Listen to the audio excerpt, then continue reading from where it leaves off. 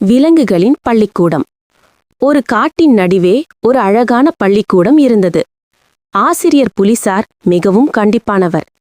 மாணவர்களாக மான் வேகமாக ஓடக் கற்றுக்கொள்ள வேண்டும், குரங்கு மரம் ஏற கற்றுக்கொள்ள வேண்டும், பறவை பறக்க கற்றுக்கொள்ள வேண்டும், மீன் நீந்த கற்றுக்கொள்ள வேண்டும்.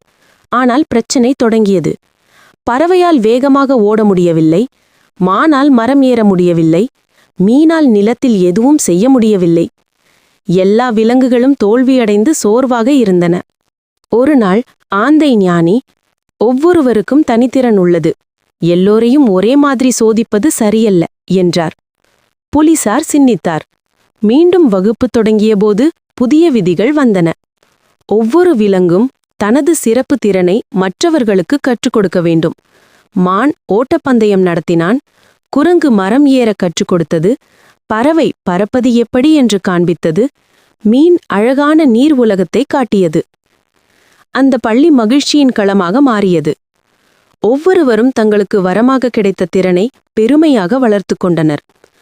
ஒவ்வொருவரும் வெவ்வேறு, அதுவே நமது பலம் என்று பாடம் கற்றுக்கொண்டன விலங்குகள்.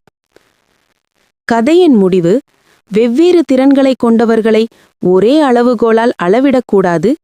ஒவ்வொருவரின் தனித்திறனையும் மதித்து ஊக்குவிப்பதே சரியான கல்வி.